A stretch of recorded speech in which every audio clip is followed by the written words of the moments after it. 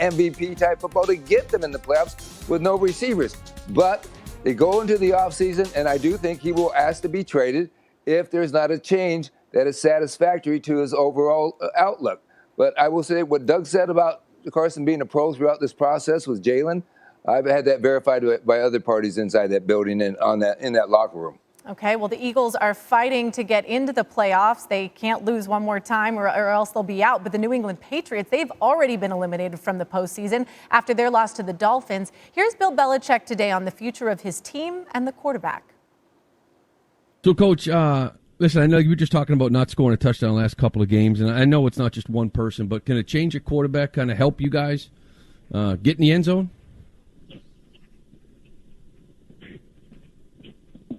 Yeah, I mean, we've talked about that. So is Cam still your starter this week? Yeah, we've talked about that question. It's been several weeks that we continue to ask the same question. Well, I think, yeah, and I understand that, but I think now you guys, I know you've been eliminated from the playoffs officially. You're just wondering, with a couple games left, is anything change as far as that goes? I mean, that could be a change. You ask the question every week, Luke. Yeah, every week you ask if something's changed. And I told you I've already. It has changed, though, because you guys have been eliminated, right? So maybe you look at Stidham the last 2 weeks?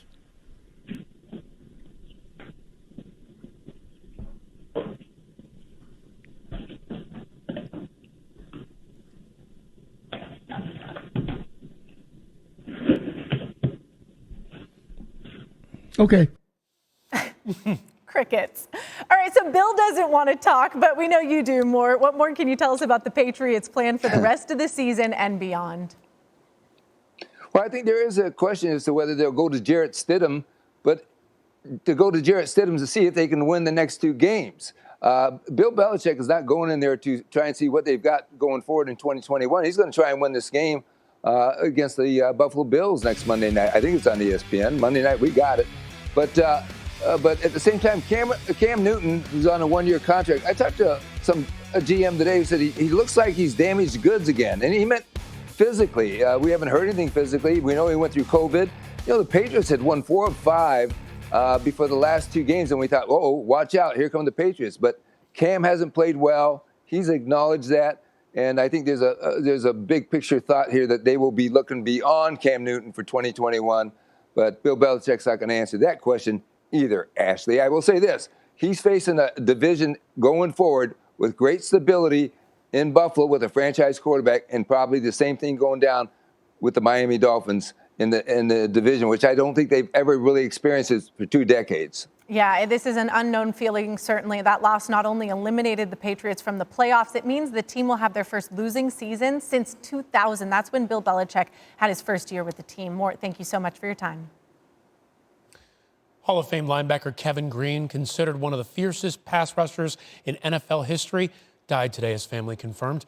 No cause of death was given for the 58-year-old who played 15 seasons for 4 teams, including the Panthers and the Steelers. He was an all-pro selection in both 1994 and 1996, and his 160 sacks ranked 3rd in league history. Greene was inducted into the Hall of Fame in 2016. Since sacks became official in 1982, Kevin Greene is the only player to reach double digits in a season with 4 different teams. There have been 4 instances of a player leading the NFL in sacks after turning 32 years old, and 2 are of the seasons by Kevin Greene. They're going to have to do so without James Conner. Pittsburgh starting running back is out tonight due to a quad injury. He's rushed for 100 or more yards 3 times this season. Now, it wasn't all that long ago that the Steelers were flirting with perfection, but the 11 straight wins to begin the year are a distant memory after 2 straight losses. According to FPI, Pittsburgh had a 1-3 chance of getting to the Super Bowl through Week 12, but those chances have been cut in half. So, what's the problem? Well, it's easy. Costly errors on offense. Entering the week, the Steelers had 9 more drops than any other team, and their 3.7 yards per rushing attempt ranked second to last in the league, ahead of only the Dolphins. Their longest run against the Bills last week went for 7 yards, and they need a win Monday night just to stay in the game behind the Chiefs in the conference standings. But the FBI is basically calling this one over. Kansas City has a 96% chance to earn home field advantage to the AFC playoffs, and the Steelers haven't earned a 1 seed since 2004. And for more on tonight's game, let's bring back Marcus Spears. Marcus, the Steelers have now lost 2 in a row after starting the season 11-0. What are you looking for tonight to show you that they are moving in the right direction? Yeah, I want to see some physicality up front, Ryan. I want to see some type of establishment of a run game, of a physical run game with Benny Snell, obviously Connor being out tonight. But when you look at this football team, yes, Big Ben can throw it fast and the receivers can make plays after the catch. But I want to see the Pittsburgh Steelers attempt to run the football against the Cincinnati Bengals. They'll need it as they go further along in the playoffs. And I think because of that, because they try to establish that, we'll get the Pittsburgh Steelers in a win. I'm going 27-17 because they will be trying to gain some yardage on the ground. All right, you called it. And if they follow your prediction, they clinch the AFC North tonight. Looking forward to this AFC North showdown, 8:15 Eastern on ESPN. Marcus, thank you so much for the time. In the midst of a global pandemic, one team sport led the way to resuming their season using a bubble, daily testing, and strict protocols to ensure the safety of its players and the well-being of the sport. NBA Commissioner Adam Silver navigated the league through a difficult yet successful summer, and he'll continue to do it tomorrow as a new season begins, this time outside of a bubble. Today, Silver spoke with Stephen A. Smith on First Take. Getting vaccinated for COVID-19. Can you talk to me about that? How are you guys going to go about doing that? For the most part, because our players are young and healthy without some sort of comorbidity, they will not be a high priority for vaccinations. I mean, there are some other members of the NBA community working, on court who are.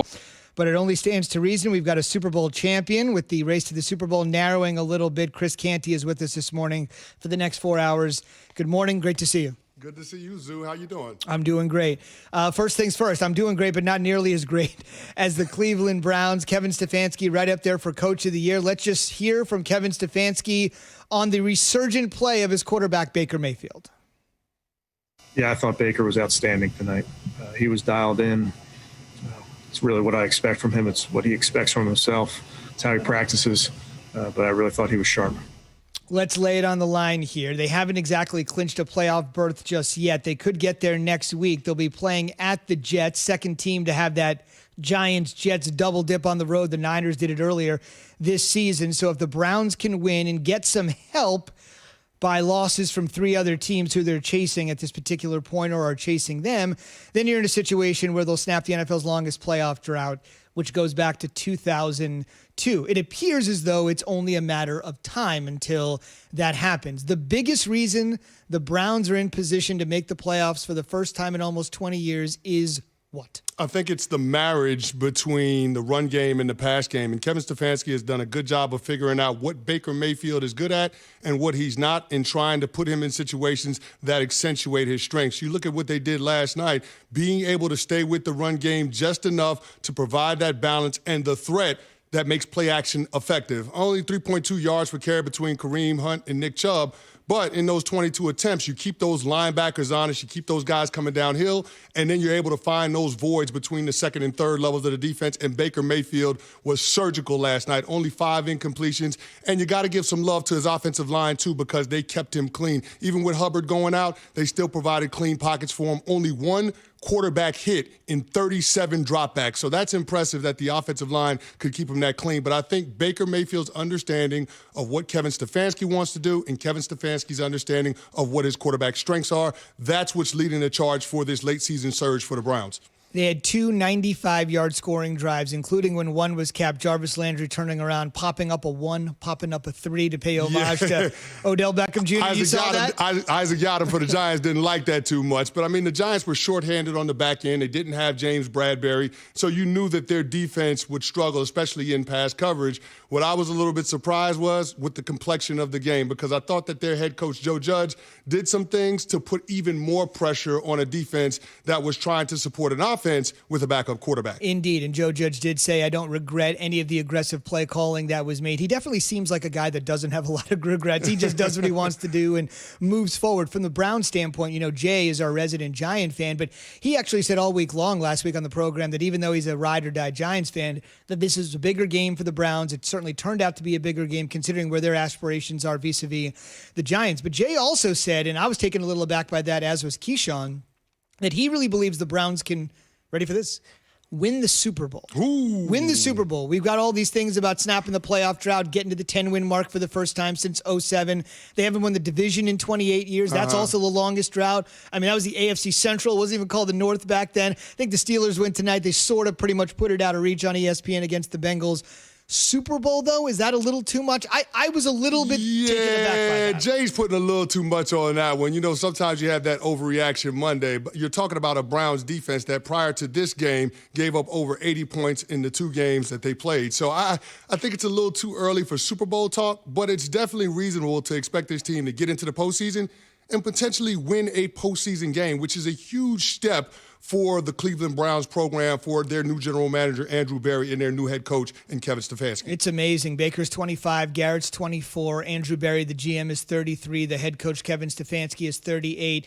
All they do is build, implode, build, implode. Now it feels like they got a nice, young, great foundation